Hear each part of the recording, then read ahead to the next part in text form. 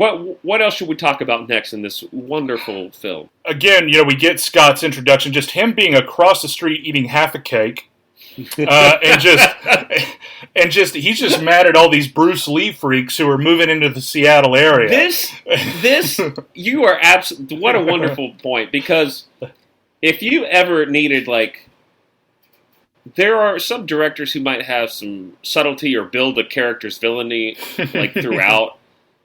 Let's get everything this kid is as he eats an entire chocolate cake, leaning against the car, and like Marcus said, he's worried about the property value because there's another kung fu freak moving in. And you would think, I don't know, like, I'd like to assume that his character is racist. That's exactly what I was going to say. That's immediately what I was thinking when I watched this again. But they don't really hit on it. No. I mean, he doesn't like RJ, and there's a scene cut out as to why no one gets along. That was at the school, but he hates RJ with a passion. And maybe that's why I think he's racist. But Kurt McKinney's this Midwest white guy, and he's likes karate, and apparently... But what's weird is that this guy takes karate. He does take karate. Yeah, that's true. Yeah. So what's he worried about? It's just... I don't know if... He is in a status at this school, apparently, where...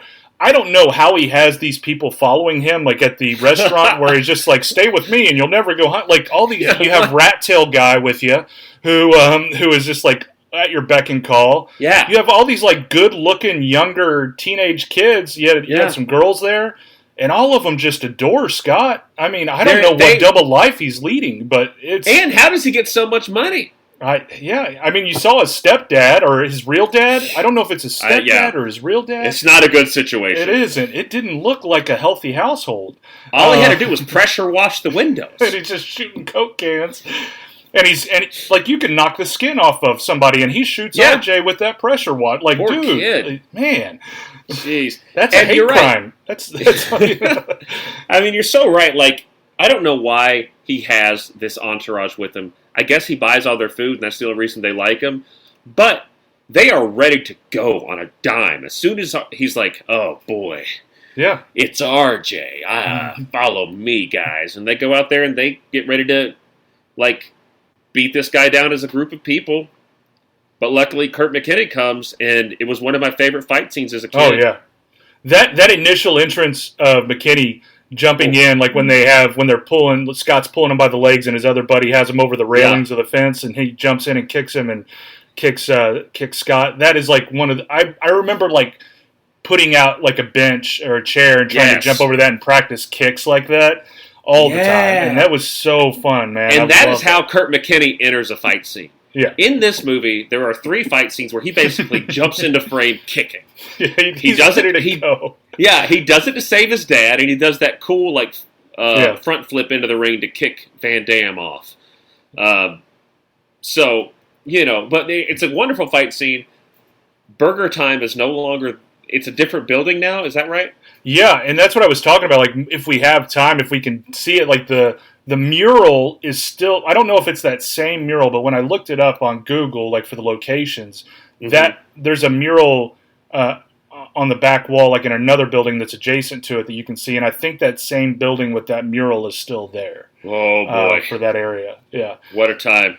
But we do get the cool part of that fight scene. Another cool thing is that we do get, when they're huddled together and we get just RJ saying no retreat, no surrender, and like Kurt's just like, where the fuck is this coming from? But yeah, I mean, and they like high five. yeah. We get this wonderful fight scene, which as a kid I was enamored with. This one specifically, I guess, because it was like kids fighting as opposed to adults, and then identical to Karate Kid, the new kid in town goes to the karate studio where the bully is, and the bully lies to the sensei, humiliates the kid. Yeah, and I think this was one of the next times that I messaged you about them going into the dojo.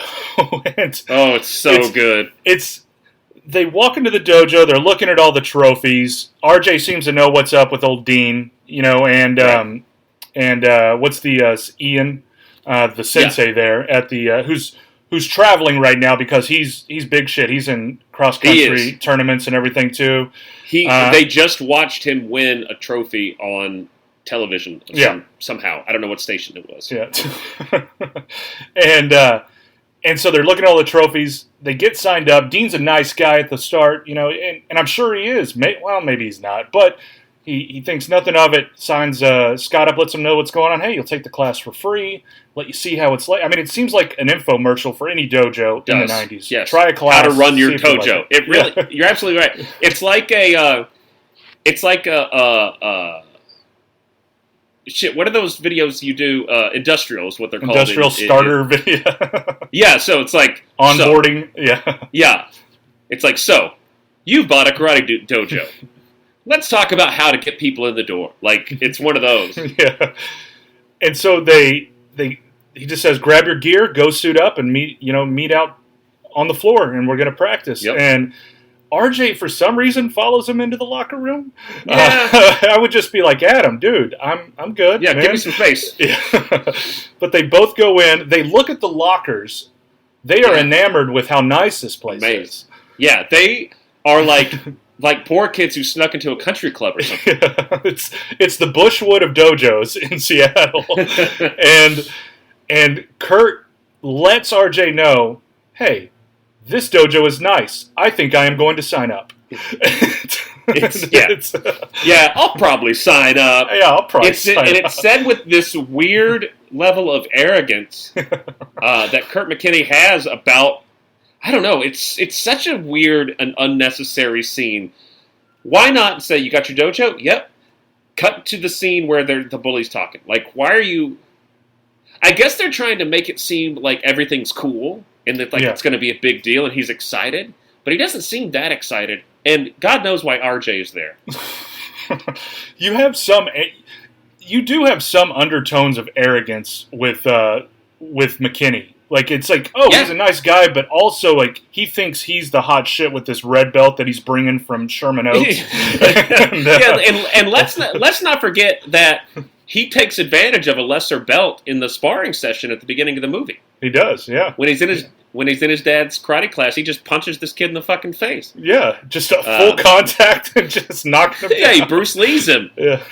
And so the bully, the cake rich kid, Scott, tells him that, Scott says, yeah, I know about this kid.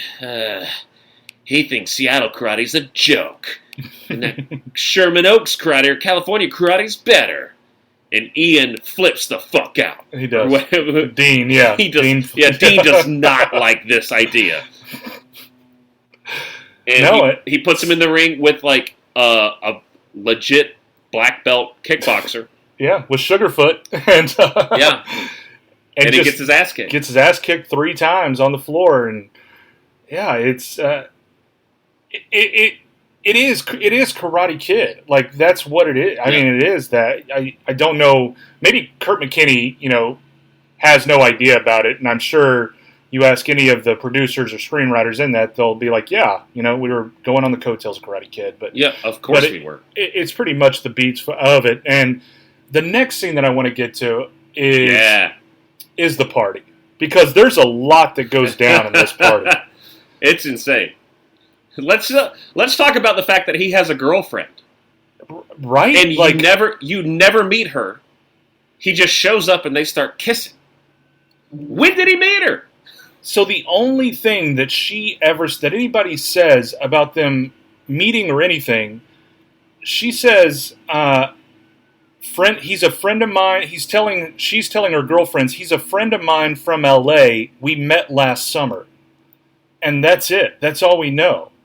Yeah. I don't, so there has to be stuff that was cut out. I mean, there has to be. Right. That would be insane if there wasn't. Yeah, but he brings a rabbit in an enclosed box that's wrapped. No holes in it. No holes in it. And you don't know, if you ever buy me a rabbit, Marcus, I will be furious with you. Like, what do you do? Never I mean, maybe she's been asking for one. She seems rich, so maybe it's just a thing for her. But God, you're absolutely right. You described it perfectly. this wrapped, no holes box, just giving this baby bunny. Then they start making out. The bully sees it again and has to like break it to the dojo bully that like, hey man, dude's moving in on your girl once again, Karate Kid. Yeah, and then during this time we get the entrance of Ian. Finally, he's back from his tournaments. He doesn't put his trophy down inside the house. He brings that shit outside for everybody to see. I think Ian has to cock of the walk it a little bit. He does. And everyone's excited to see him. And that's when we find out that he's actually dating his sister. Right. Okay, yeah, I see what you're saying. Yeah, that. Sorry. McKinney, no, sorry. Jason. McKinney's not dating his own sister. He's dating Ian's sister. Yes. And that is who Dean has the hots for. The dojo and the general manager of Ian's dojo has the hots. The shift leader has the hots for Kelly, and he's putting it on hard on her too. And I remember thinking he was so cool when I was a kid too. Like, just he looks like $1 million. Yeah, this party's bitching, man. Like, fuck yeah, it is, Dean. Like, there's a pool Dean. There. Unbutton all of your buttons. What do you got? Like six buttons down? Those collars that aren't a collar. It's just part of the shirt. But incredible. Man, those are fucking sick. Yes, he's like, if level 10 of his outfit is a pirate, he's an 8. He's an 8. Yeah. Like, he's so close to being dressed like a pirate. It's great. And Kurt McKinney's dressed like he's a 9-year-old going to church. I mean, and he's got the perfect 80s hair. And, of course, this escalates into more bullying and Kurt McKinney upset. Yeah.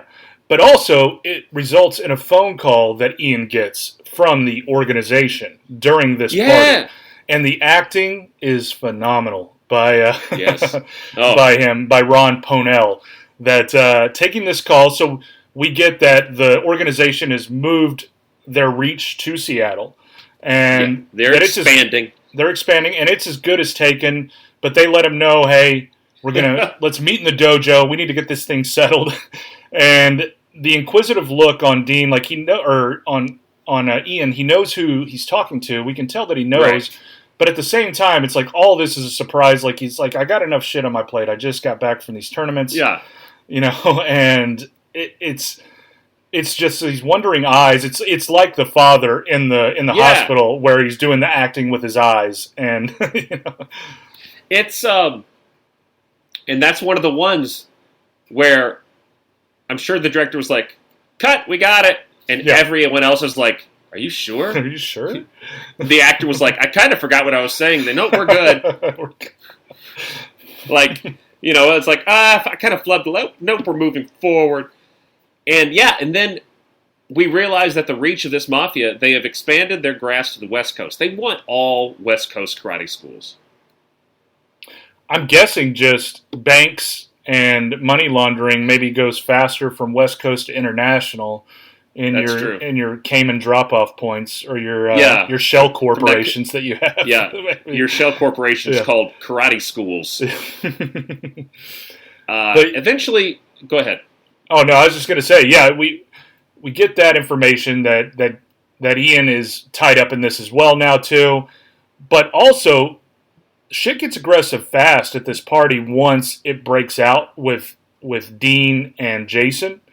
It takes a turn for the worst. I mean, we get the confrontation of Dean and Jason, of McKinney, and, you know, we get this kind of face-off, and he's like, that's my girl. And Jason's like, well, I didn't see a ring on it.